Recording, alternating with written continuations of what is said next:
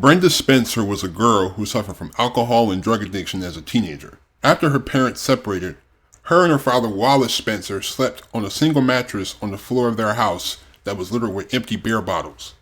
In the summer of 1978, she was arrested for shooting out the windows of the elementary school across the street from her house.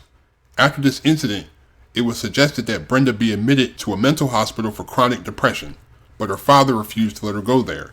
For Christmas that year, he bought her a Ruger 22 semi-automatic rifle with a telescopic sight and 500 rounds of ammunition. Acquaintances said Spencer showed a lot of hostility towards policemen, had even spoken about shooting one, and had talked about doing something big to get on television. On January 29, 1979, she did just that. Welcome to History's Biggest Villains.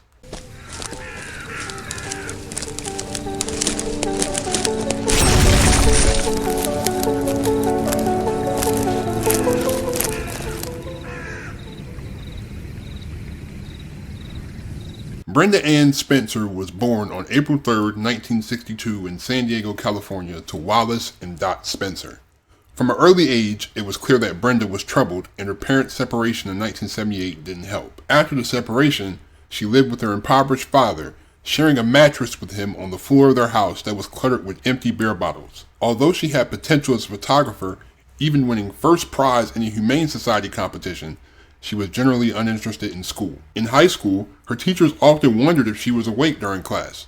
In early 1978, Brenda was admitted to a facility for problem students for frequent truancy, where she informed her parents that she was suicidal. Although she was never interested in school, her father would often take her on hunting trips with him, where her fascination with guns began. In the summer of 1978, she was arrested for shooting out the windows of Grover Cleveland Elementary across the street with a BB gun and for burglary. In December, an evaluation by the psychologist at the jail recommended that Spencer be admitted to a mental hospital for depression and suicidal tendencies, but her father didn't grant them permission to send her there. For Christmas that year, he bought her a Ruger semi-automatic 22 caliber rifle with a telescopic sight and 500 rounds of ammunition. Yes, because getting your suicidal daughter a gun is the best course of action. Spencer later said, "I asked for a radio and got a rifle."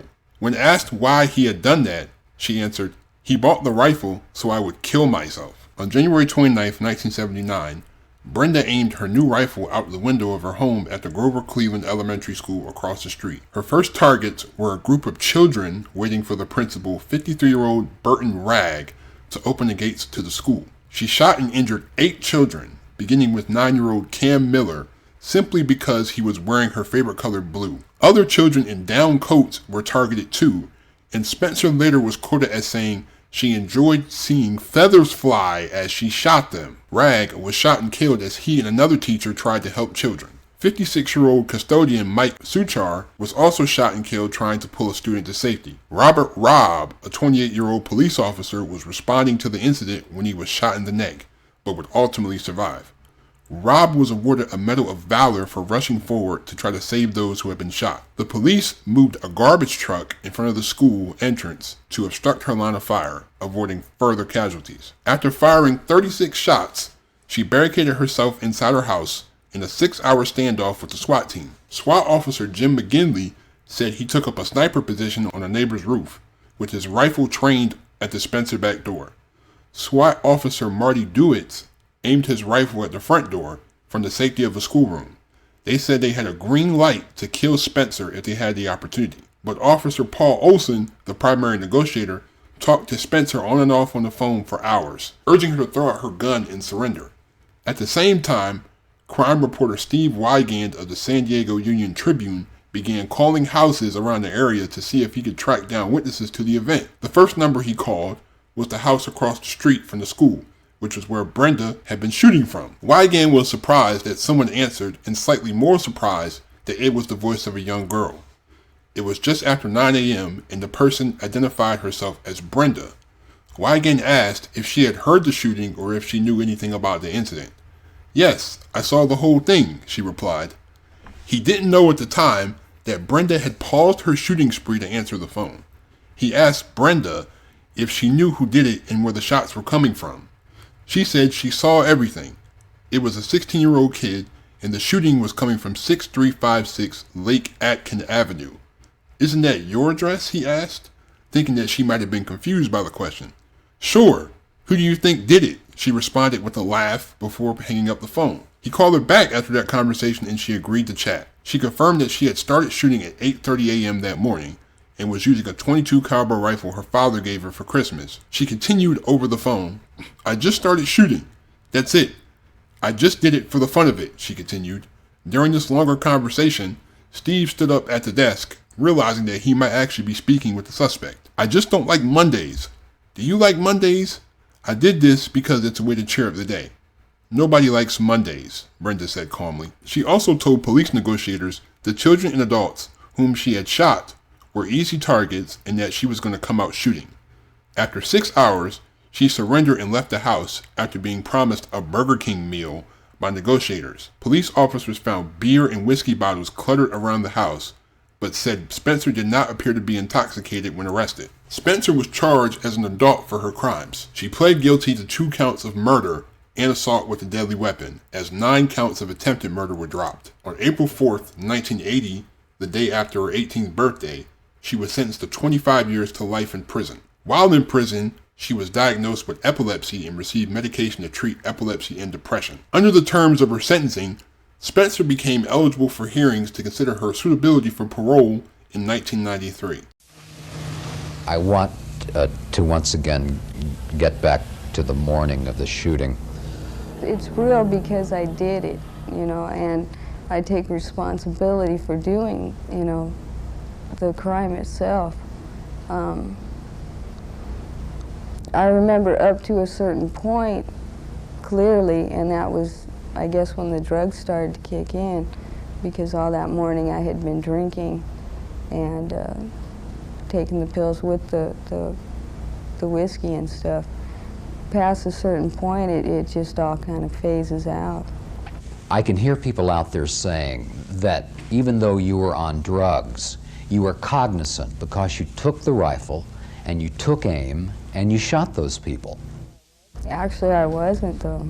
I really wasn't. And in the transcripts, how it came up that the scope was set off and it wasn't firing right.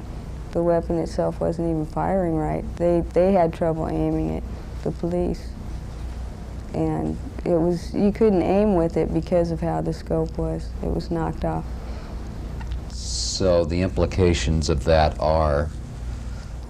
What I can figure out is basically I was just shooting at the commando types that I saw, and I didn't realize that there was people back there behind that. I saw the commando types, coming after me that I was hallucinating on, and from what I can figure out from the reports and all that, I was shooting at them. And it didn't really dawn on me or sink in that, hey, there's people back there, that are real people and stuff. So it's not that I was aiming or taking deliberate aim.